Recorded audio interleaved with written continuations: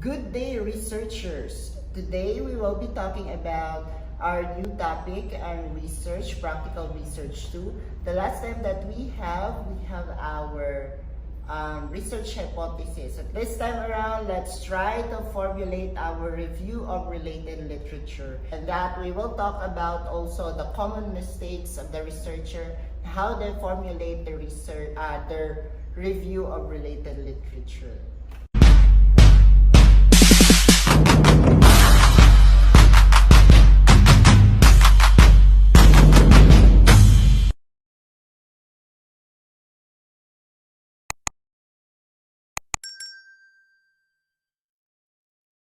Make sure that if you want to write your review of related literature, you are done with your research theoretical framework, research paradigm, conceptual paradigm, your statement of the problem, and your hypothesis.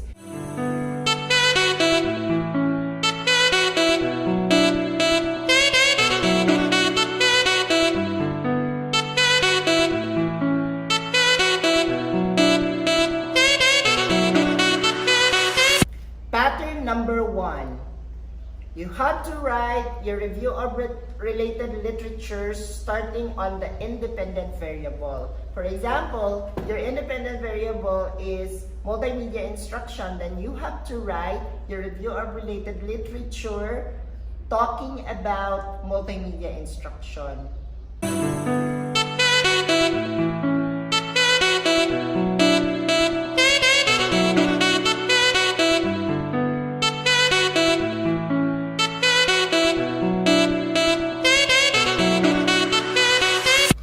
How about pattern number 2? On pattern number 2, you have to write review of related literature talking about your indicators. For example, your first indicator is web-based scientific inquiries, and you have to write your review of literature based on that. So after finishing that, you have to write RRL on the second indicator until you finish all the indicators of the independent variable.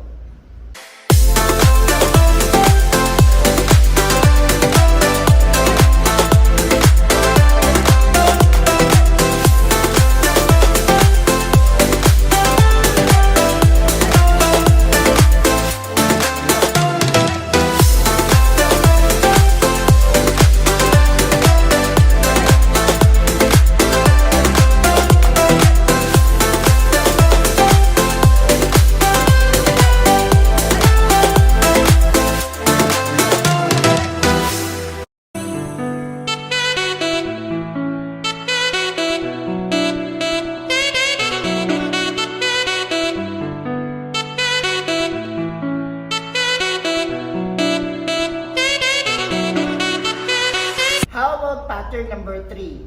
On pattern number 3, you have to write review of related literature on the dependent variable. After finishing all the indicators of the independent variable, then you have to write now the dependent variable. For example, your dependent variable is scientific thinking skills, and you have to write review of related literature about scientific thinking skills.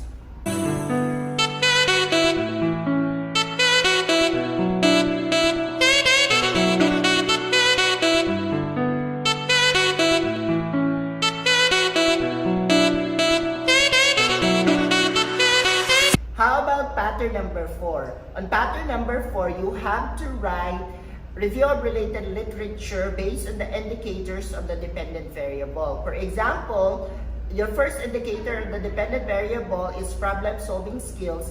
Then you have to write review of related literature about problem-solving skills. Then right after problem-solving skills, for example, the next indicator is reasoning skills. Then you have to write review of related literature based on reasoning skills until you finish all the indicators of the dependent variable.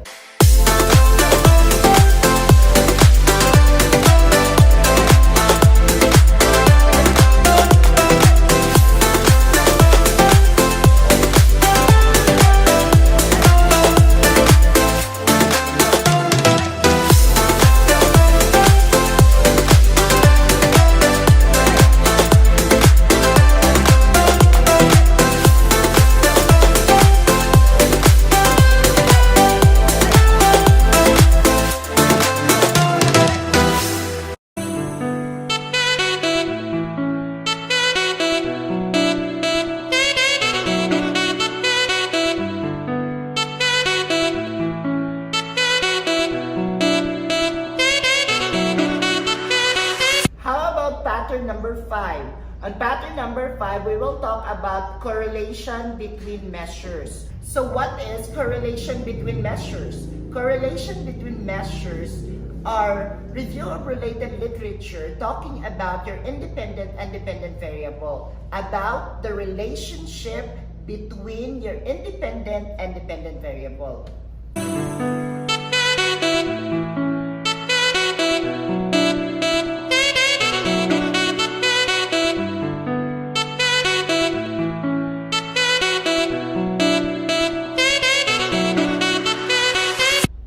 How about pattern number 6? On pattern number 6, we will do synthesis. So what is now a synthesis?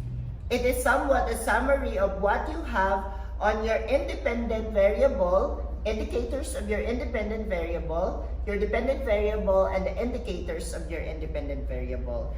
This is a one-paragraph synthesis of all the review of related literatures you have.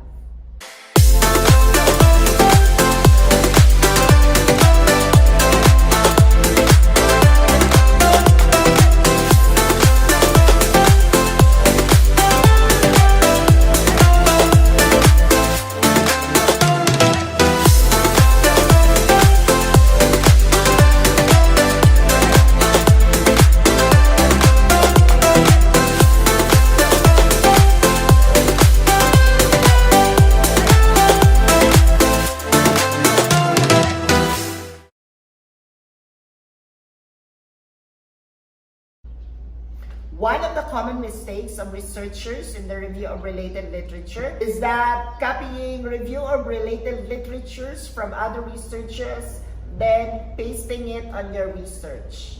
That's a big no-no. Second, they do not like to paraphrase their review of related literature. Third common mistake is that there are some researchers do not like to use connectors. What are those connectors? For example, however, according to, another, in addition to the above mentioned idea, in addition to that idea, you need to use connectors. You need to read your review of related literature. There are some researchers who do not just like to copy and paste, but they do not like to read. If you will read review of related literature of some researchers, there are some paragraphs who does not have connection with the topic at all. That's the product when the researcher do not paraphrase, do not read their research. So I hope that you can write down your review of related literature. Don't forget, please read your review of related literature. Do not just try to copy and paste it on your research. You need to read and you need to paraphrase your review of related literature. So that's all for now, and I hope that you can write now your review of related literature. And if you think that this video is helpful to you as a researcher, do not forget to subscribe, ring the notification bell, like and comment to our videos. God bless us all, and goodbye for now.